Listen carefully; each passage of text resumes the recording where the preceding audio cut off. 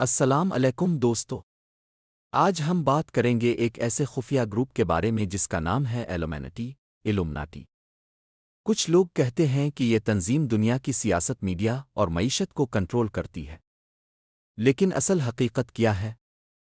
کیا واقعی یہ گروہ دنیا کے پیچھے چھپی ایک خفیہ طاقت ہے؟ چلیے جاننے کی کوشش کرتے ہیں۔ ایلومینٹی کی شروعات 1776 میں جرمنی کے شہر بورا میں ہوئی۔ اسے ایک شخص ایڈم واشاپ نے قائم کیا۔ ان کا مقصد تھا کہ مذہب اور بادشاہت کے اثرات سے آزاد ایک معاشرہ بنایا جائے، یعنی ایک ایسی دنیا جہاں عقل کو سب سے اوپر سمجھا جائے۔ وقت کے ساتھ ساتھ یہ گروپ ختم بھی ہوا، مگر لوگوں کا ماننا ہے کہ اس کی جڑیں آج بھی باقی ہیں۔ آج کے دور میں کہا جاتا ہے کہ ایلومینٹی کے اثرات میڈیا، سیاست اور مشہور شخصیات پر بھی ہیں۔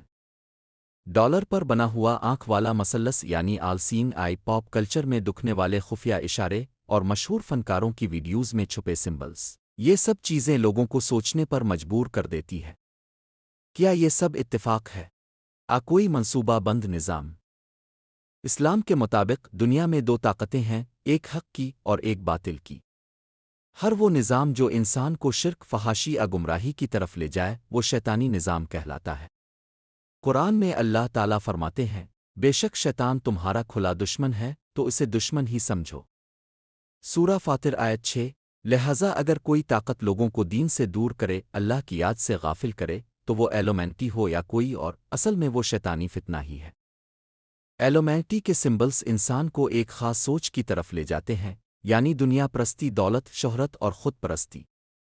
اسلام ہمیں سکھاتا ہے کہ اصل طاقت، اصل عزت صرف اللہ کے ہاتھ میں ہے۔ ہمیں ظاہری طاقتوں سے ڈرنے کے بجائے اللہ پر ایمان رکھنا چاہیے۔ یاد رکھیے دوستو، دنیا کے سارے فتنوں سے بچنے کا واحد راستہ علم اور ایمان ہے۔ ایلومینٹی ہو یا کوئی اور تنظیم، اگر ہم قرآن و سنت کو مضبوطی سے تھام لیں تو کوئی باطل طاقت ہمیں گمراہ نہیں کر سکتی۔ اللہ ہمیں حق دکھائے اور اس پر عمل کرنے کی توفیق دے۔ آمین۔